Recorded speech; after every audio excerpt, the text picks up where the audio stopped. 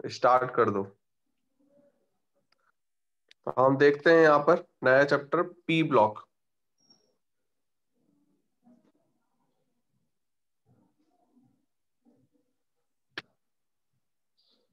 P block देखते हैं। P block में बेसिकली हमारा है क्या, पूरा पहले पीरियोडिक टेबल को हम देखते हैं, फिर हम समझते हैं। तो पीरियोडिक टेबल हमारी कुछ इस तरीके से होती है,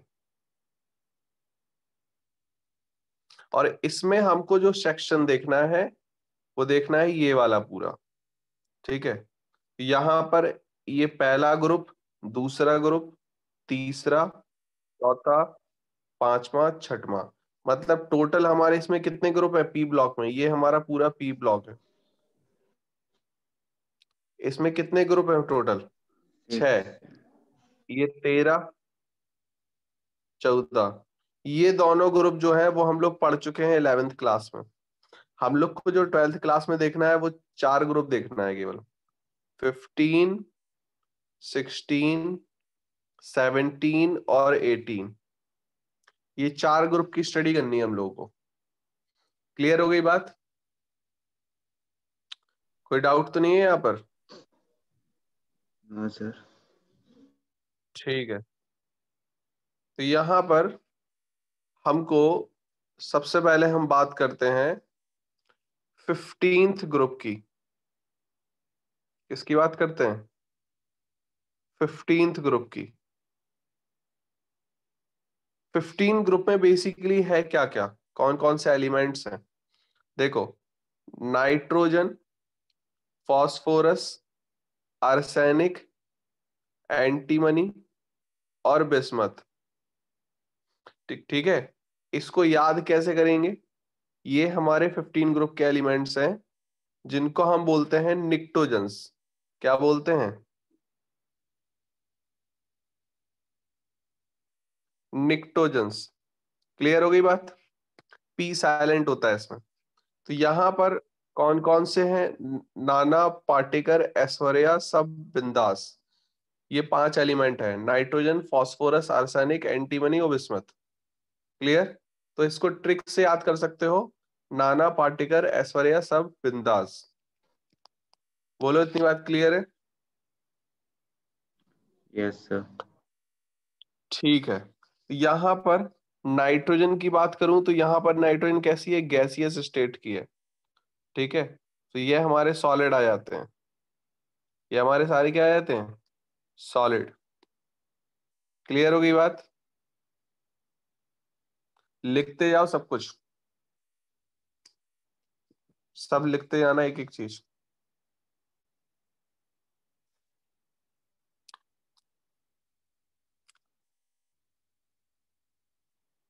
क्लियर है इतनी बात? अब यहां पर मैं बात करूं, नाइट्रोजन जो है वो हमारा नॉन मेटल है। क्या है? Non metal. फास्फोरस हमारा कैसा है? Non metal. ठीक है, आर्सेनिक हम, एएस क्या है हमारा? एएस है हमारा मेटेलॉइड्स। एएस क्या है? मेटेलॉइड। एंटीमनी और बिस्मथ हमारे क्या हैं? मेटल्स हैं।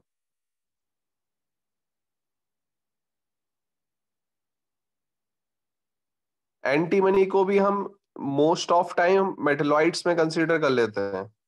मेटेलॉइड्स में हमारे ये होते हैं बा,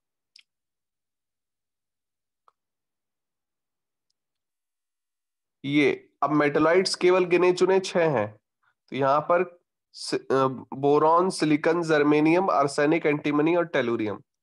तो यहाँ पर हम एंटीमनी को भी हम मेटेलॉइड्स में कंसीडर करेंगे। तो यहाँ पर केवल एक ही मेटल होता है इस ग्रुप में, वो है विस्मथ। मेटल्स, मेटेलॉइड्स क्या होते हैं? मेटेलॉइड्स क्या होते हैं प्रियांशु?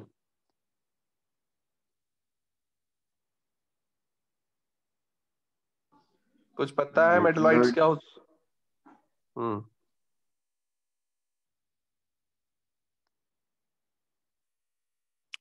देखो, एलिमेंट्स हमारे 3 टाइप के होते हैं। ये टाइप ऑफ छोटी क्लास केमिकल में एलिमेंट है।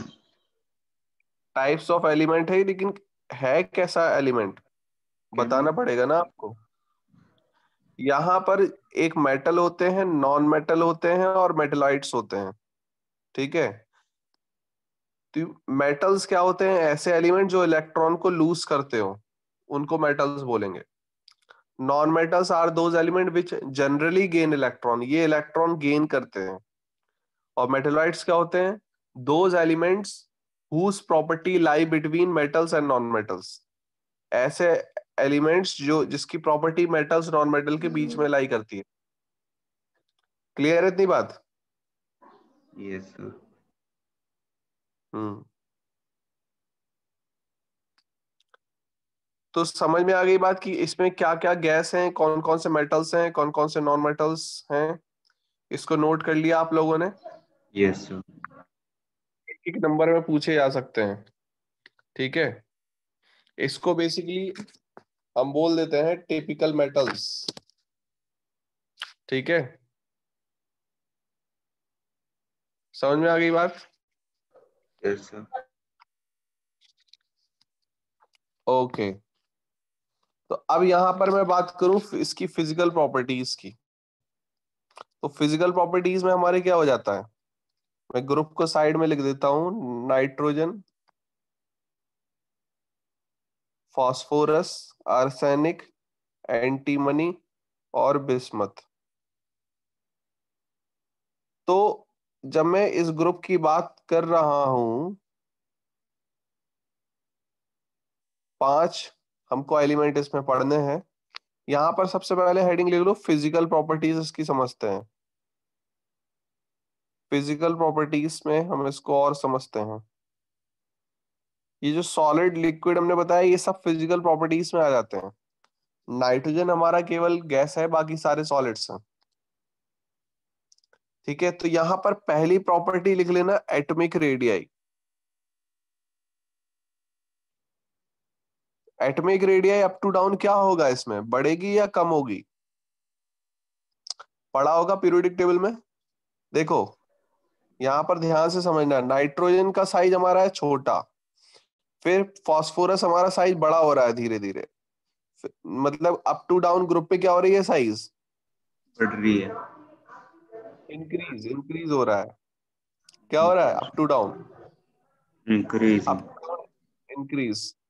क्यों? क्योंकि नंबर ऑफ शेल्स बढ़ रही हैं। यहाँ पर नाइट्रोजन में 2 ही शेल्स हैं, देखो 2,5।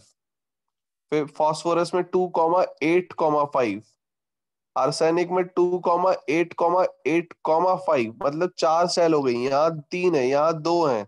मतलब नंबर ऑफ शेल्स बढ़ रही हैं, नंबर ऑफ शेल्स बढ़ रही हैं। तो यहां पर क्या लिखोगे आप? Up to down, up to down in a group,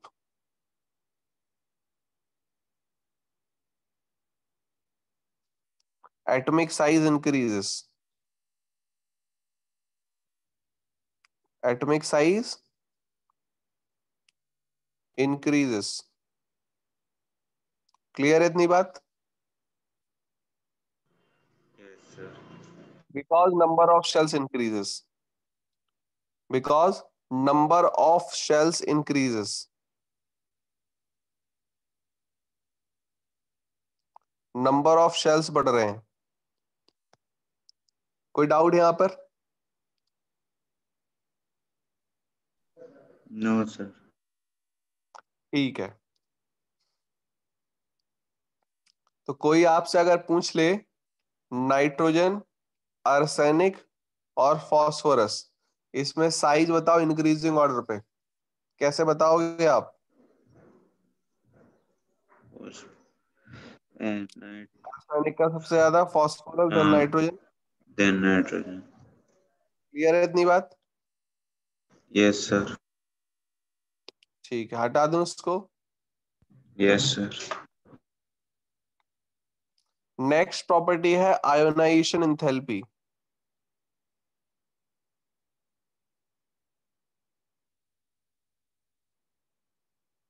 ionisation enthalpy, ionization enthalpy की मैं बात करूं, तो आयोनाइजेशन एंथैल्पी हमारी होती क्या है? ये हमारा आइसोलेट एटम है, ठीक है, न्यूक्लियस है इसका, और इसमें ये एक इलेक्ट्रॉन चक्कर काट रहा है। ठीक है, जो अमाउंट ऑफ एनर्जी रिक्वायर्ड होगी इलेक्ट्रॉन को निकालने में, amount of energy required to remove an electron from isolated gaseous atom, isolated gaseous atom से इलेक्ट्रॉन निकालने में जितनी एनर्जी लगती है, that is called ionization energy. Clear? तो इसमें लिख सकते हो the amount of energy required, लिख लो इसमें, the amount of energy required to remove an electron, The amount of energy required to remove हाँ, remove an electron from isolated gaseous atom, from isolated gaseous atom, मतलब gaseous form में होना चाहिए, atom दूर दूर होने चाहिए और अकेला होना चाहिए, आइसोलेट होना चाहिए। क्लियर है इतनी बात? तो जब मैं बात करूं नाइट्रोजन, फास्फोरस, आर्सेनिक, एंटीमनी, वापस हाँ, लिखो the amount of energy required,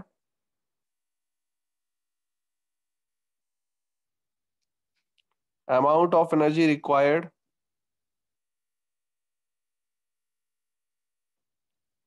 to remove an electron,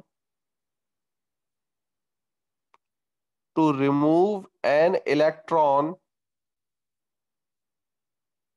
from isolated gaseous atom.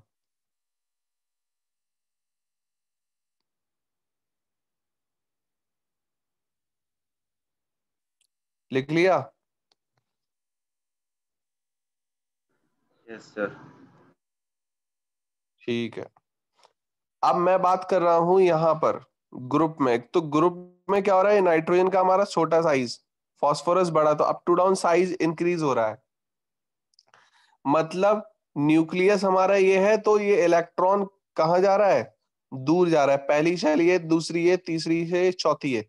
तो जब चौथी शेल में इलेक्ट्रॉन होगा यहाँ पर, तो इलेक्ट्रॉन इजीली निकल सकता है as compare to hair.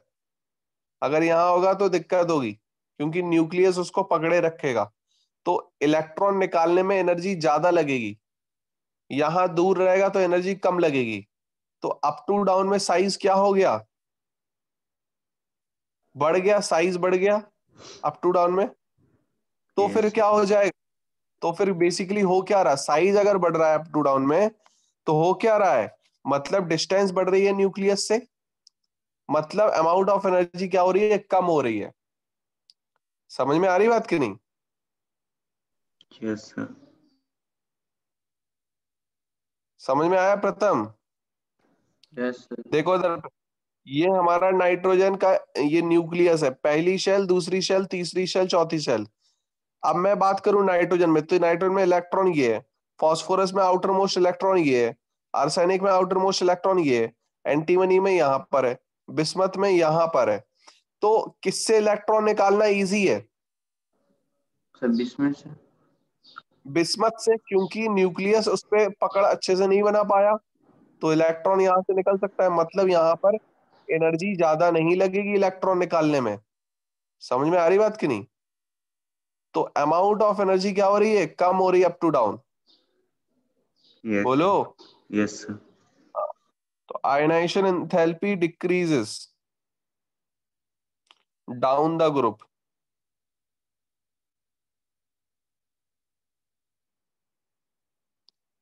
Clear? लिख लेना, बिकॉज न्यूक्लियर चार्ज डिक्रीजेस।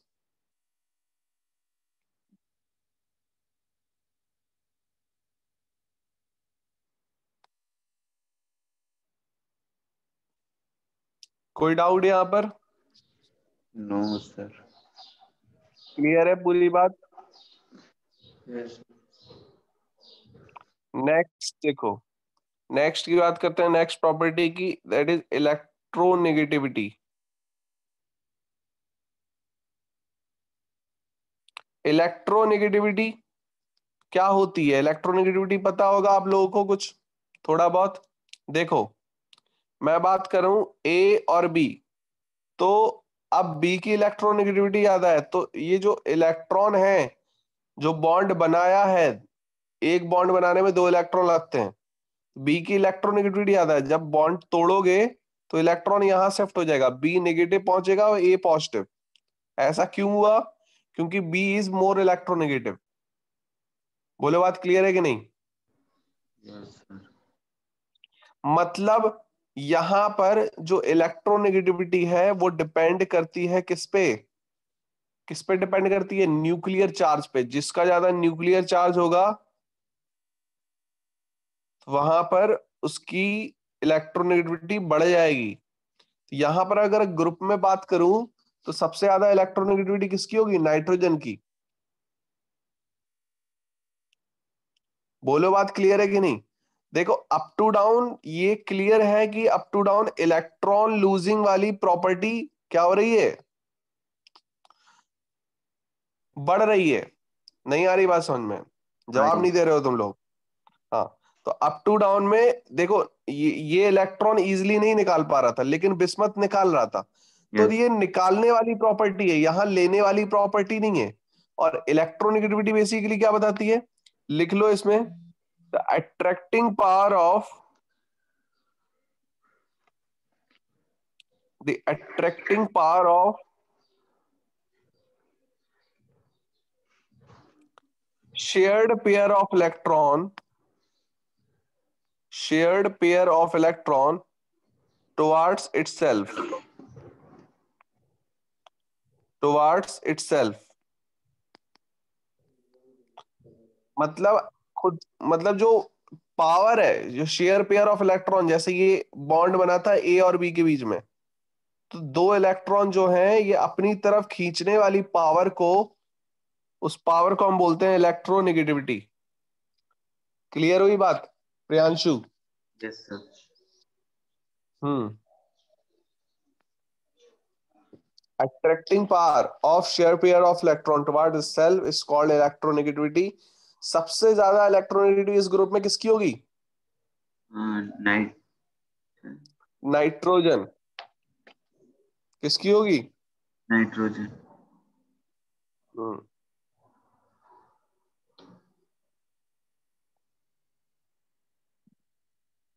तो लिख लो, up to down electronegativity decreases in a group.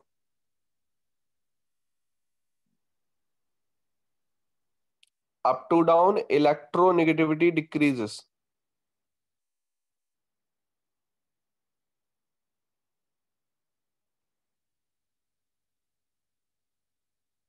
in a group.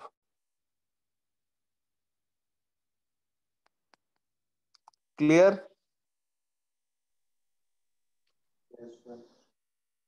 कोई डाउट तो नहीं है यहाँ पर? ठीक है।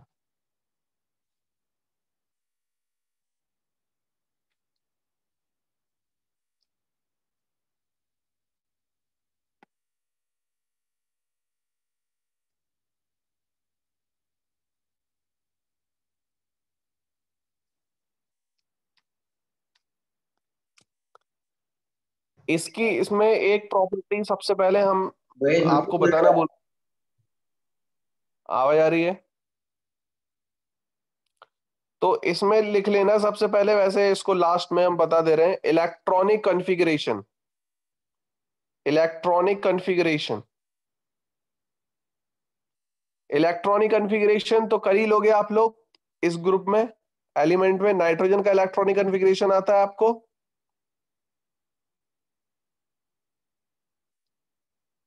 हम्म। Yes. नाइट्रोजन का क्या हो जाएगा electronic configuration? 1s2 2s2 p3। Phosphorus का क्या हो जाएगा? 3s2 3p3 लास्ट में आएगा। आर्सेनिक का 4s2 4p3 आएगा लास्ट में।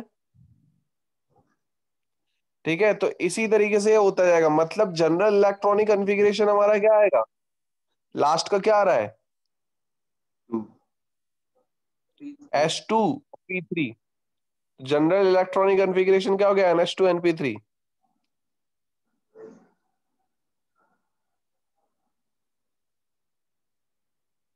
क्या हो जाएगा? NH2 NP3। दोनों को बात क्लियर है कि नहीं? Yes sir. ठीक है।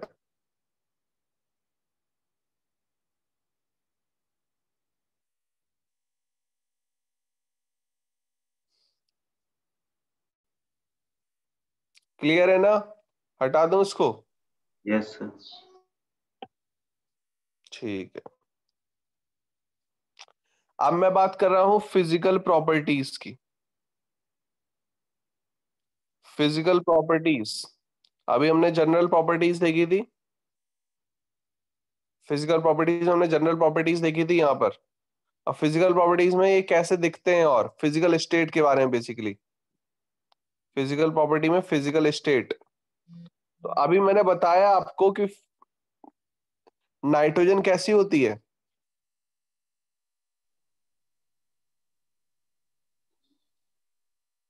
हाँ, नाइट्रोजन कैसी होती है? सॉलिड होती है, लिक्विड होती, गैस? लिक्विड। हाँ, कैसी होती है? अभी जस्ट बताया मैंने 15 मिनट पहले। नॉन मेटल होती है। गैस होती है। स्टेट में पूछ रहा हूँ, स्टेट, फिजिकल स्टेट। और ये चारों के चारों कैसे होते हैं? सॉलिड होते हैं। Yes sir. भूल गए हो क्या? तुरंत भूल जाते हो तुम लोग।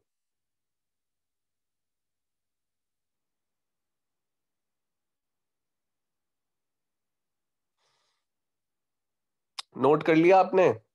Yes sir. ठीक है।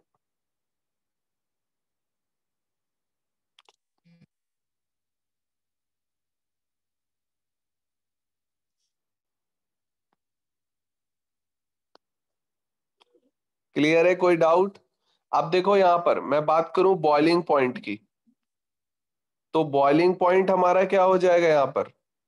Increases down the group. Boiling point क्या हो जाएगा? Increases down the group. Down the group क्या हो रहा है? इंक्रीज हो रहा है। क्लियर? बोलो। अप टू डाउन क्या हो रहा है? साइज बढ़ता है। देख, बॉइलिंग पॉइंट में बता चुका हूं आपको कई बार। और